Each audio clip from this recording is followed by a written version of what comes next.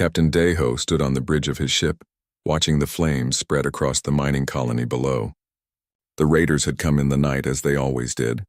Their black ships moved like shadows between the asteroids, striking fast and hard before anyone could respond.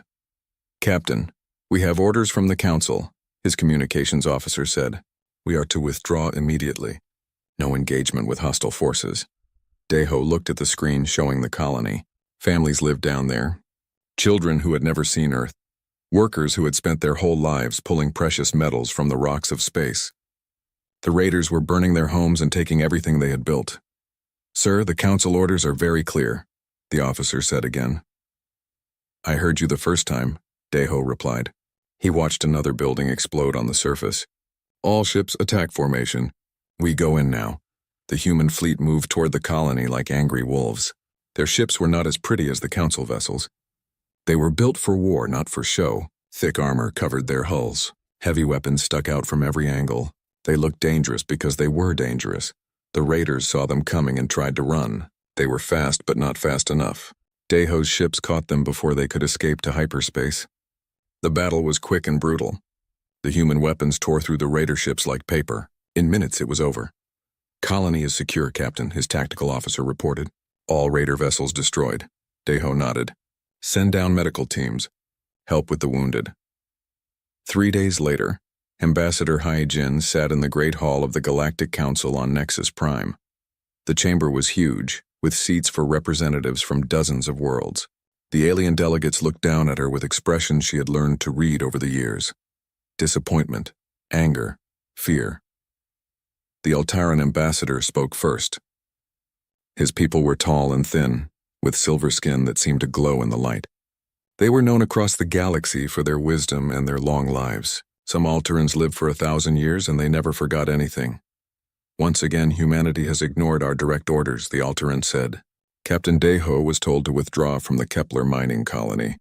Instead, he attacked the raiders. "The raiders were killing innocent people," He-Jin replied. "We saved lives." "You started another war," the Vextai representative said. The Vextai looked like giant insects with 4 arms and eyes that could see in all directions. They were masters of mathematics and logic. Everything they did was calculated and precise.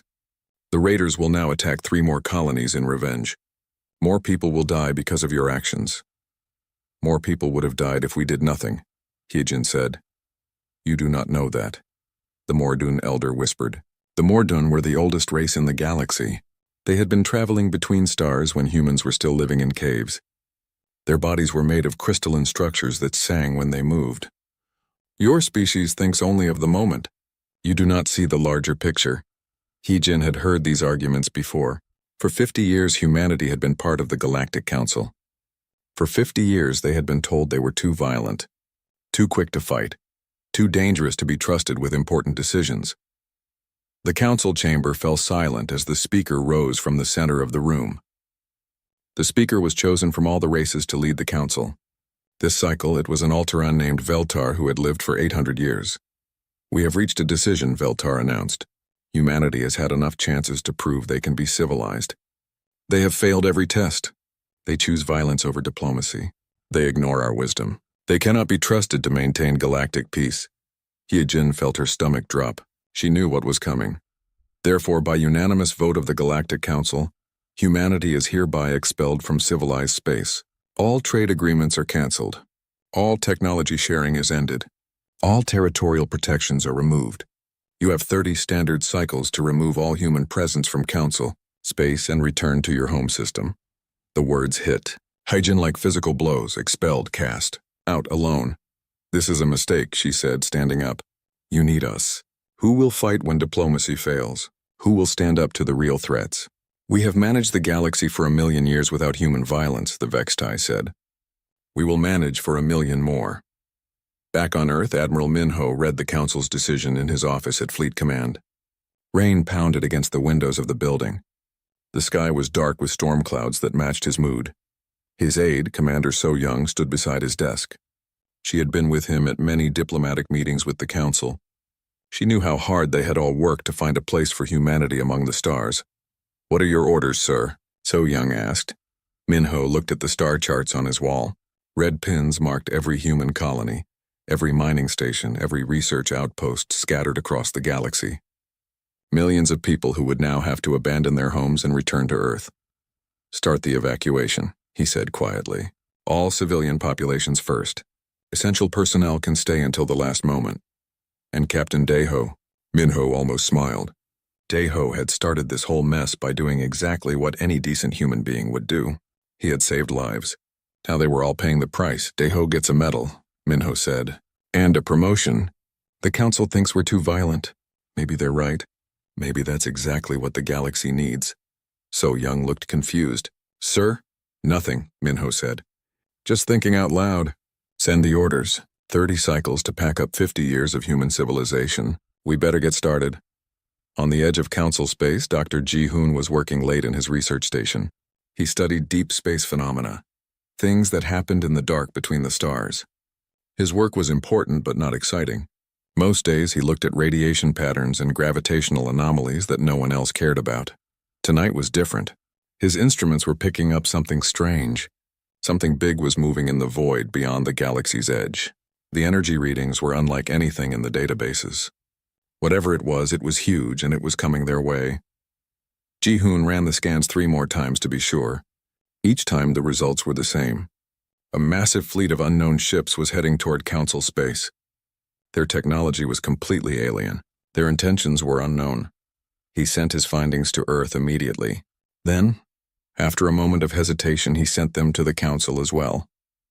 Whatever was coming, it was bigger than human and alien politics. It was a threat to everyone. The reply from the council came back within hours.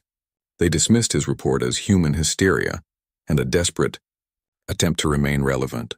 They thought he was making it up to scare them into keeping humanity in the council. Even when other censors confirmed his readings, the council refused to believe it.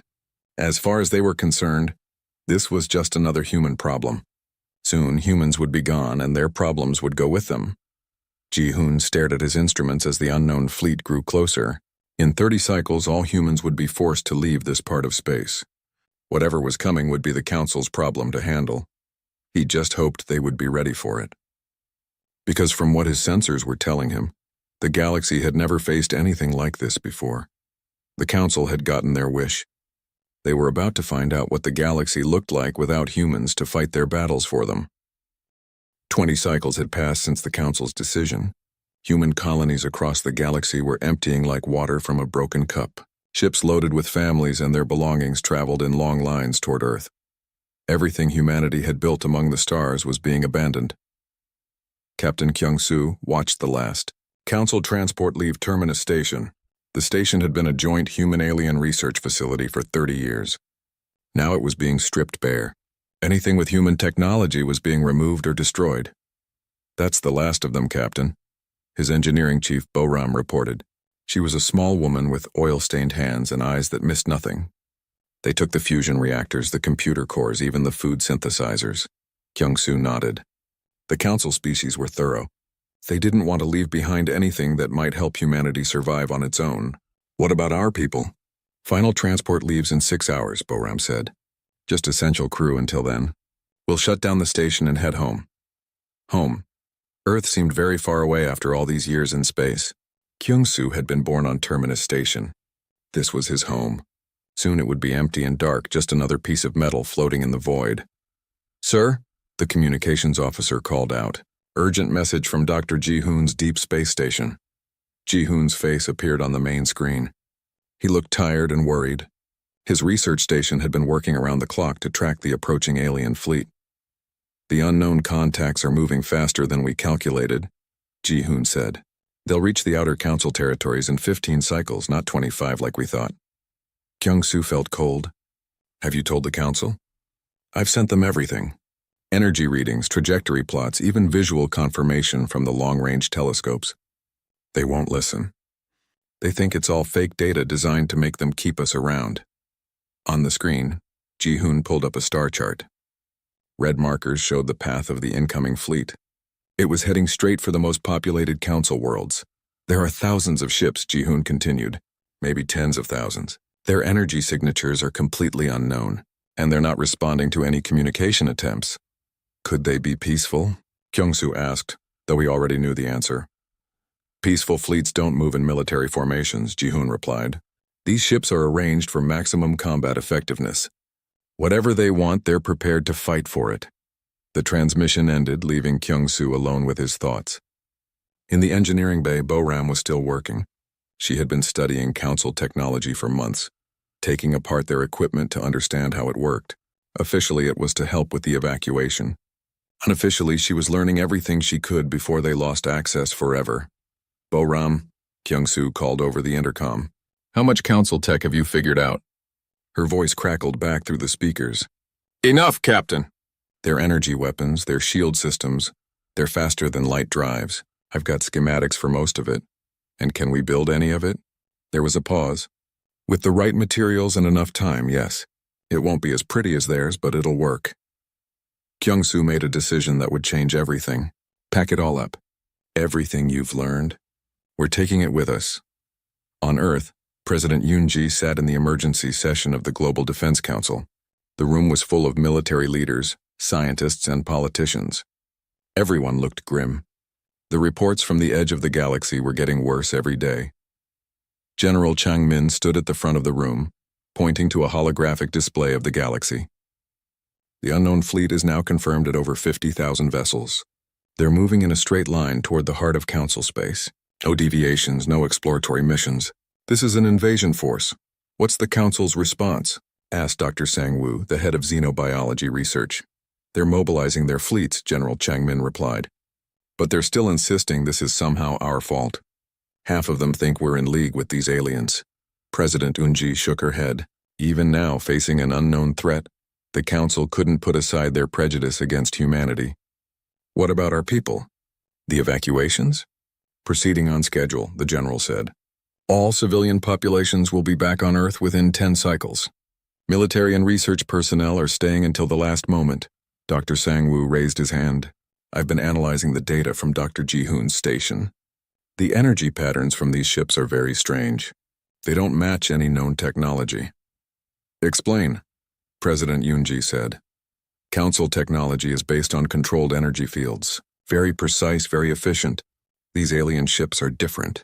Their energy patterns are organic, like they're alive. The room fell silent. The idea of living starships was something from horror stories, not real life. Are you saying these ships are biological?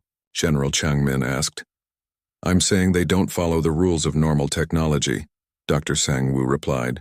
That could make them very dangerous. Or very vulnerable. We won't know until we see them in action. Meanwhile, on the far side of the galaxy, Commander Taemin was leading the evacuation of the human research colony on Vega Prime. His small fleet of transport ships was loading. The last of the colonists when his sensor operator made an announcement that changed everything. Commander, I'm picking up distress signals. Multiple sources. They're coming from the Kepler sector. Taemin knew that sector. It was mostly Altaran colonies, some of the oldest settlements outside their home system. What kind of distress signals? Emergency evacuation requests, planetary defense failures, and then nothing. The signals just stop. The bridge crew looked at each other. The Kepler sector was 3 days away at maximum speed. 3 days away from Earth and safety. Sir, his tactical officer Yu-jin said quietly. Our orders are to return to Earth immediately. Taemin stared at the star chart. He thought about the Altaran colonies. They had families too. Children who had never done anything wrong except be born to a species that had cast humanity out. Plot a course for the Kepler sector, he said. Sir, our orders. I heard our orders, Taemin cut him off. But there are people dying out there. We're the only ones close enough to help. Marine Sergeant Dongwoo spoke up from his position near the tactical station. Commander, we're a transport fleet. 3 ships, minimal weapons. What can we do against whatever destroyed Altaran planetary defenses? It was a good question. The Altarans had some of the most advanced defensive systems in the galaxy. If their colonies had fallen, what chance did a small human fleet have? Maybe nothing, Taemin admitted. But we have to try. That's what humans do. The fleet changed course, heading away from Earth and toward the unknown threat. Behind them, the last human colony in the sector went dark as the evacuation was completed. Ahead of them, the stars seemed dimmer somehow, as if something was eating the light itself. Back on Terminus Station, Captain Kyung-soo received word of Taemin's decision. Part of him admired the commander's courage. Part of him thought it was suicide. "Captain," Boram called from the engineering bay, "I'm reading massive energy discharges from the Kepler sector. Something big just happened out there." Kyung-soo looked at the readings. Whatever was attacking the Council worlds was more powerful than anyone had imagined. The energy signatures were off the charts. "Boram, how long until you finish packing the tech data?" 2 hours, Captain. You have 1 hour. Then we leave." As the human evacuation continued, the unknown fleet moved deeper into Council space. Behind them, they left empty worlds and silent space stations. Whatever they were, whatever they wanted, they were taking it by force. The Council had wanted humanity gone. Now they were about to face their greatest threat alone. Commander Taemin's fleet dropped out of hyperspace at the edge of the Kepler sector and found hell waiting for them. Where Alteran colonies should have been broadcasting their locations, there was only silence. Where space stations should have been busy with traffic, there was only wreckage floating in the void. "My God," Yujin whispered from her tactical station. "What happened here?" The main screen showed the remains of Kepler Prime, the sector's main world. The planet was still there, but it looked wrong. The once blue oceans were now black. The continents were covered in some kind of dark growth that pulsed with sickly light. No cities were visible from orbit. No signs of life at all. "Sir, I'm detecting movement," the sensor operator reported. "Something big on the far side of the planet." The image shifted, and Taemin saw his first Devourer ship. It was unlike anything in the galaxy's databases. The vessel was enormous, easily 3 times the size of a Council battleship. But it wasn't made of metal or energy fields. It was alive. The ship's hull was black and organic, covered in what looked like veins that carried glowing fluid. Tendrils stretched out from its sides, wrapping around chunks of planetary debris and pulling them into openings that opened and closed like mouths. As they watched, the ship grew larger, incorporating the consumed matter into its own structure. "It's eating the planet," Sergeant Dongwu said in horror. More shapes moved in the darkness around Kepler Prime. Dozens of the bioships, all different sizes, all feeding on what remained of the Alteran world. Some were as small as fighters. Others were so large they could have swallowed a space station whole. "Commander, we need to leave," Yujin said urgently. "Now." But before they could move, the Devourer ships noticed them. The smaller ones detached from the feeding swarm and began moving toward the human fleet. They moved like living things flowing through space instead of flying. "All ships, evasive maneuvers," Taemin ordered. "Maximum speed away from the planet." The transport ships turned and ran, but they weren't fast enough. The Devourer vessels caught up with them in minutes. They didn't use energy weapons or missiles. Instead, they extended tendrils from their hulls and tried to grab the human ships like a predator catching prey. "Return fire," Taemin shouted. The human ships had only basic defensive weapons, but they used them. Particle beams and kinetic rounds struck the Devourer ships, tearing holes in their organic hulls. But the holes sealed themselves within seconds, and the creatures kept coming. One of the transports wasn't fast enough. Tendrils wrapped around its hull and began pulling it toward a gaping mouth that opened in the Devourer's side. Taemin could hear the crew screaming over the radio as their ship was slowly crushed. "All power to weapons," he ordered. "Target the thing holding Transport 7.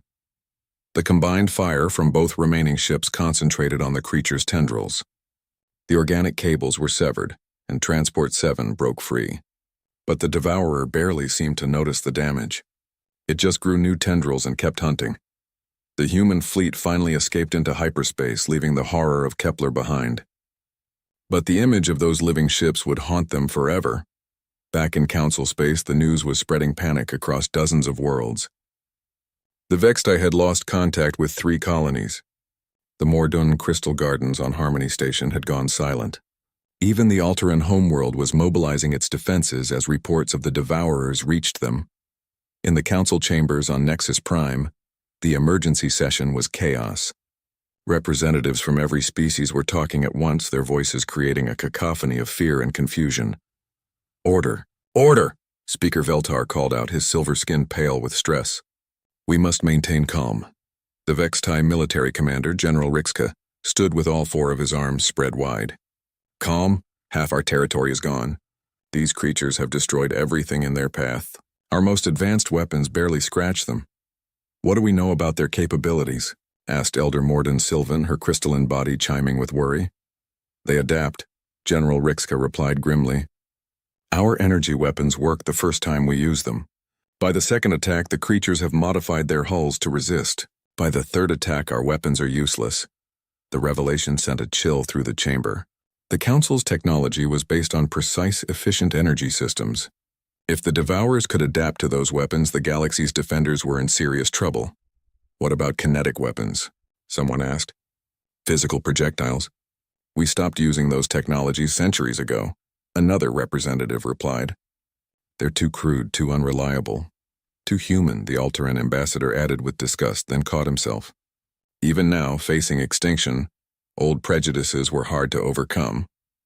On Earth, the emergency situation room was receiving reports from across the galaxy.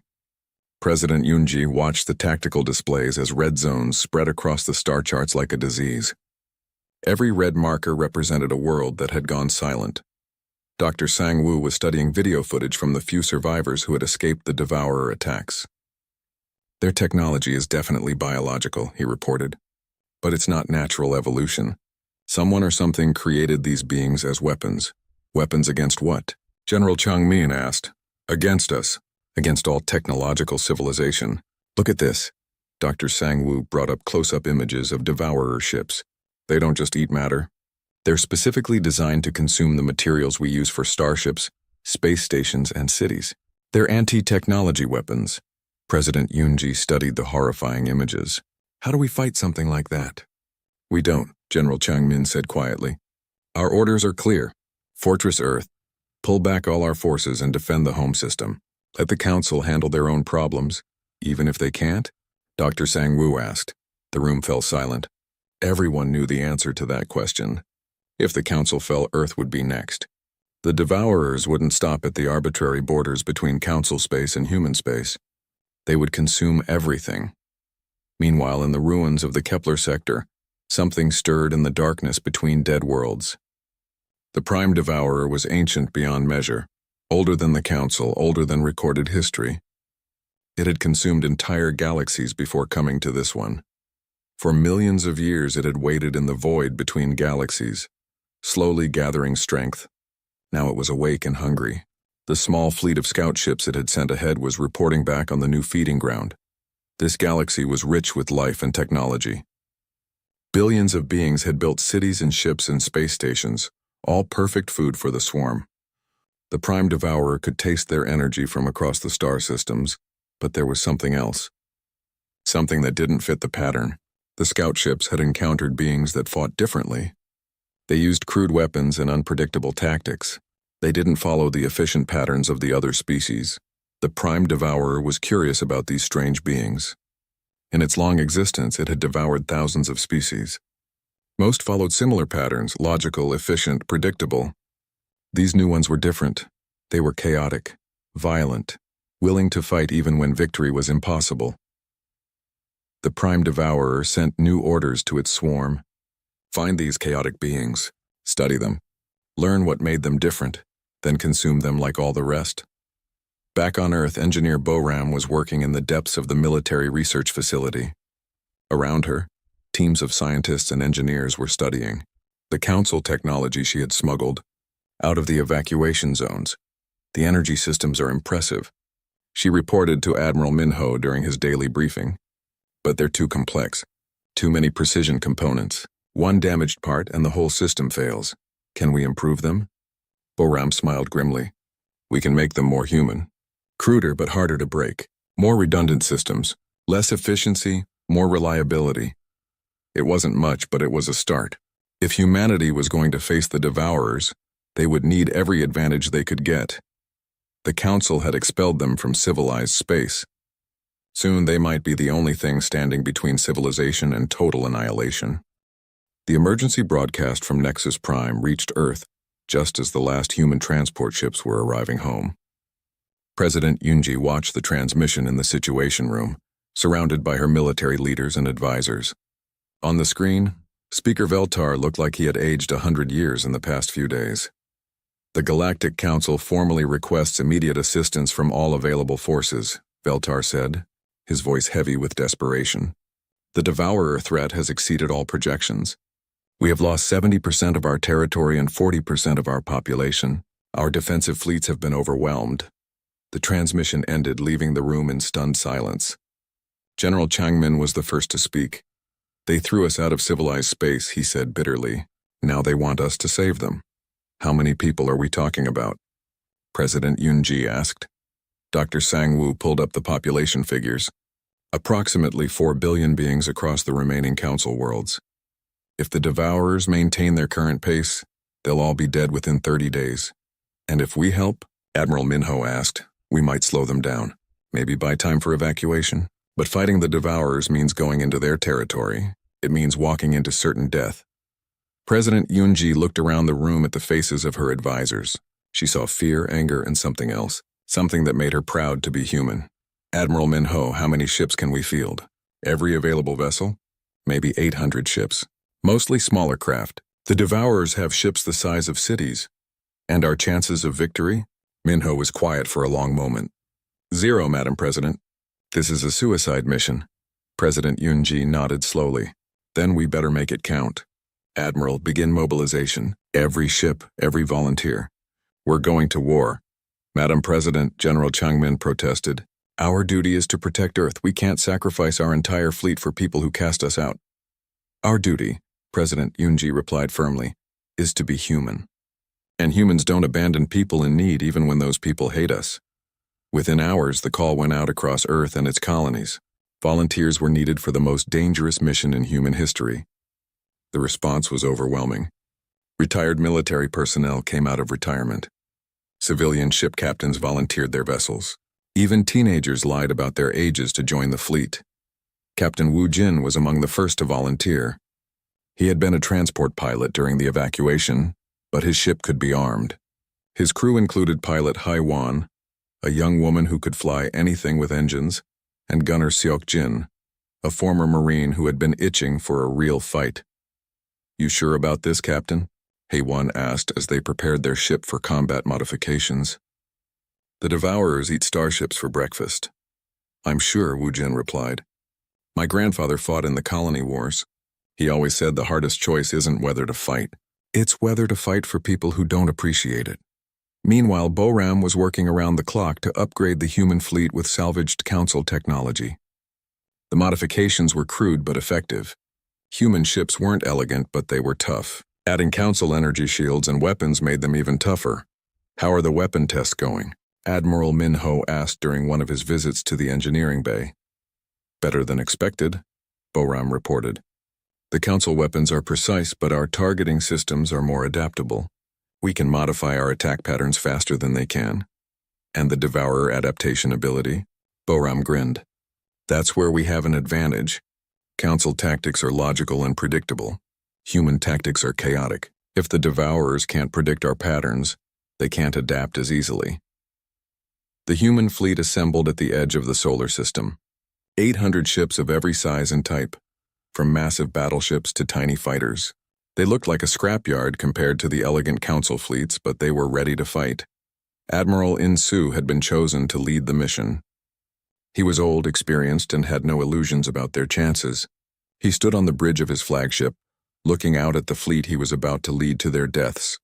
Admiral, his communications officer Na Young reported, all ships ready for hyperspace jump. Any last messages from Earth? Yes, sir. President Yunji wanted me to tell you that the whole planet is proud of you. In-soo nodded. He thought about his family back on Earth. His children would grow up in a galaxy where humanity stood for something that was worth dying for. All ships jump to hyperspace. Destination: Nexus Prime. The human fleet disappeared into the swirling tunnel of hyperspace, racing toward the heart of Council space. Behind them, Earth waited in silence. Ahead of them, the Devourers continued their relentless advance. They emerged from hyperspace to find Nexus Prime under siege. The great station that had been the center of galactic civilization for 1,000 years was surrounded by Devourer ships. The biovessels were slowly taking apart the station piece by piece, consuming its technology and leaving nothing behind. My God, someone whispered over the comm. Look at the size of them. The largest Devourer ships were the size of moons. Their organic hulls pulsed with veins of energy. and their tendrils reached out for miles in every direction. They moved through space like giant sea creatures swimming through an ocean of stars. All ships, attack formation. Admiral Insu ordered. Target the smaller vessels first. Work our way up to the big ones. The human fleet spread out and attacked. Their weapons were a mix of kinetic rounds, energy beams, and experimental plasma charges. The diversity of their arsenal was their strength. The Devourers couldn't adapt to everything at once. Captain Wu Jin led his squadron against a cluster of fighter-sized Devourers. The bioships moved like living things, twisting and turning in patterns that defied physics. But Hei-Wan was a gifted pilot, and she matched their movements with her own unpredictable flight path. Target locked, Seok-Jin announced. Firing plasma charges. The experimental weapon struck the Devourer and tore a massive hole in its hull. But instead of dying, the creature began to change. Its flesh flowed like liquid, sealing the wound and growing thicker armor where it had been hit. It's adapting, Hei-Wan reported, switching to kinetic rounds. The solid projectiles punched through the creature's new armor like it was paper. The Devourer writhed in pain and tried to escape, but Wu Jin's squadron stayed on it until it finally died. Across the battlefield, similar scenes played out. Human ships used every weapon they had, switching tactics constantly to stay ahead of the Devourer's adaptation ability. It was working, but the cost was enormous. For every Devourer they killed, they lost 2 or 3 human ships. Admiral, Nayang reported. We're receiving a transmission from the station. It's Speaker Veltar.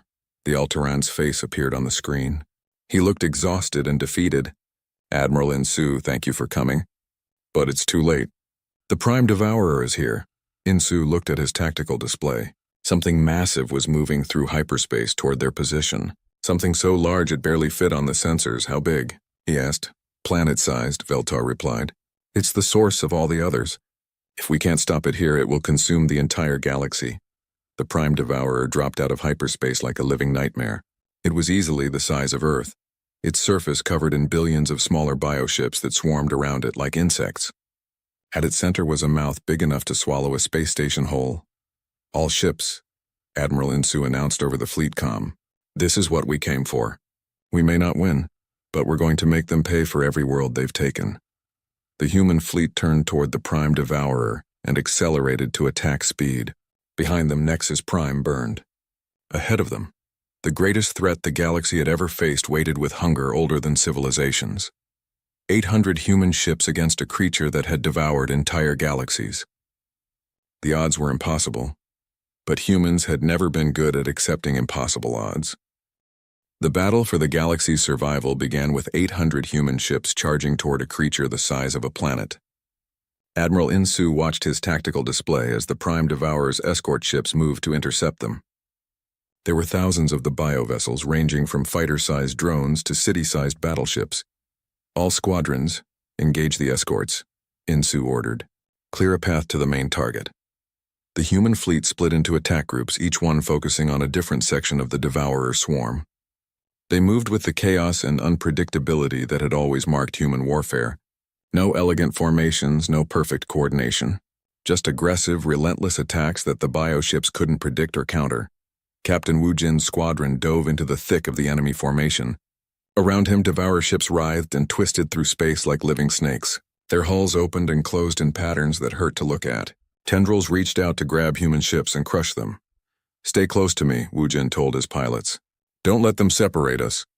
Hei-Wan pulled their ship into a spinning dive that no sane pilot would attempt. Behind them, a massive Devourer opened its hull like a flower, revealing rows of grinding teeth. The human ship slipped between the teeth and fired plasma charges directly into the creature's internal organs. Direct hit, Seok-Jin shouted. The thing's coming apart! But for every Devourer they killed, 2 more took its place.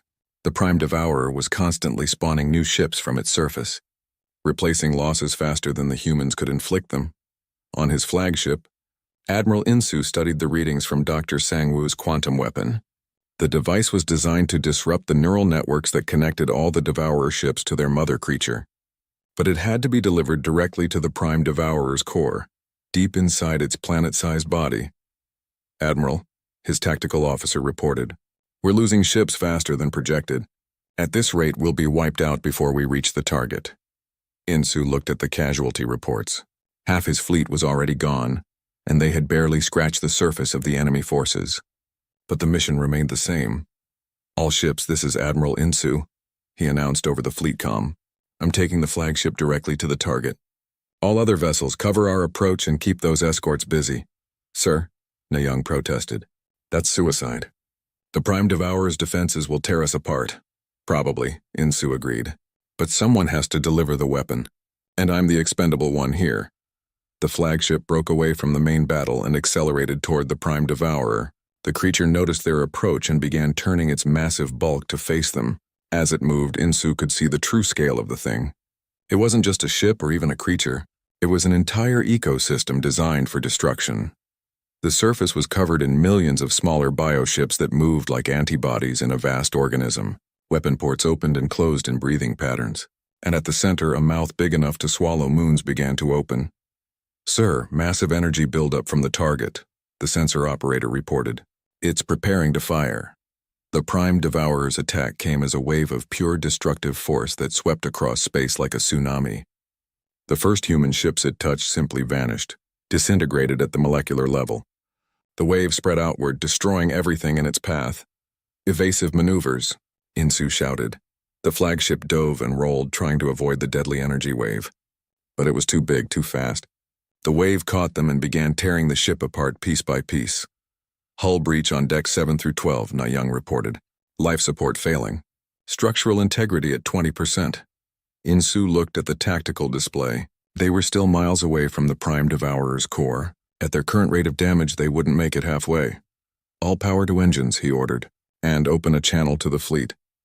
"Admiral, the communication array is damaged," Young said. "Then broadcast on all frequencies. Make sure everyone hears this." Insu stood up from his command chair and faced the main screen. Behind him, his bridge crew continued working even as their ship disintegrated around them. "This is Admiral Insu to all human vessels," he said. "We're going to ram the target. I repeat, we are going to ram the Prime Devourer. All ships continue the mission. Protect Earth. Make them remember that humans don't quit." The flagship accelerated toward the Prime Devourer's mouth. Around them, the creature's defenses focused their fire on the approaching ship. Energy beams and living missiles struck the hull, but the ship kept coming. "Sir, we're breaking apart," Young reported. "Hull integrity at 5%. How far to target?" 10 kilometers to the outer mouth. 20 to the core," Insu nodded. "It would have to be enough. All hands, abandon ship. Young, get to the escape pods." "I'm staying, Admiral." "That's an order." "With respect, sir, no. Someone needs to maintain communications with the weapon." "I'm staying." Insu looked at his young communications officer and felt a surge of pride. This was what humanity was about. Not the violence or the aggression that the Council had feared, but the willingness to sacrifice for others. The flagship plunged into the Prime Devourer's mouth like a missile. The bioship's internal defenses tried to stop them, but the human ship was moving too fast. They smashed through layers of organic armor and defensive systems, going deeper and deeper into the creature's body. "Weapon armed," Young reported as sparks flew from her console. "Core is 3 kilometers ahead. Can we make it?" "Unknown, sir. We're flying on debris and attitude thrusters now." The ship shuddered as something massive tried to crush them from above. Insu could hear the hull groaning under the pressure, but they kept moving forward deeper into the alien nightmare. 1 kilometer to target, Young announced. "Weapon ready for deployment." Insu reached for the firing control. Through the view screen, he could see the Prime Devourer's core, a pulsing mass of neural tissue the size of a city. This was the brain that controlled the entire swarm. If they could destroy it, the Devourers would lose their coordination. "Admiral," Young said quietly, "it's been an honor serving with you." "The honor was mine," Insu replied. "For Earth, for humanity, for everyone we couldn't save." He pressed the firing control. Dr. Sangwoo's quantum weapon detonated in the heart of the Prime Devourer. The explosion was small by galactic standards, but its effects were enormous. The quantum disruption spread through the creature's neural networks like a virus, severing connections and causing massive system failures. The Prime Devourer convulsed in agony. Across the galaxy, every Devourer ship connected to the collective network suddenly stopped moving. Some began attacking each other. Others simply shut down and drifted in space. The coordinated swarm became a chaotic mob of confused organisms. Captain Wu Jin watched from his damaged fighter as the massive bioships around him began to dissolve. Without the Prime Devourer's guidance, they couldn't maintain their complex biological systems. They were dying. "All ships, this is Captain Wu Jin," he broadcast to the surviving human vessels. "The Admiral did it. The Devourers are down. Begin search and rescue for survivors." But there were so few survivors. Of the 800 ships that had begun the mission, fewer than 50 remained operational. The rest were wreckage floating in space, their crews lost in the final battle. On Nexus Prime, Speaker Veltar watched the Devourer ships dissolving around his station. The ancient Alteran had lived for 800 years, but he had never seen anything like this. A species they had cast out had sacrificed everything to save them. "Open a channel to the human fleet," he ordered. Captain Wu Jin's face appeared on the screen. The young human looked exhausted and grief-stricken, but alive. "Captain," Veltar said formally, "on behalf of the Galactic Council, I wish to express our deepest gratitude. Your people have saved us all." "We didn't do it for gratitude," Wu Jin replied. "We did it because it was right." The words stung. Veltar realized that humanity had just demonstrated the very qualities that the Council claimed to value: wisdom, sacrifice, protection of the innocent. They had done it while being hated and rejected by those they saved. "Captain, the Council would like to formally invite humanity to rejoin civilized space, not as junior members but as full partners, as guardians." Wu Jin was quiet for a moment. "I'll pass that along to Earth, Speaker. But we were never really gone. We'll be here when you need us again."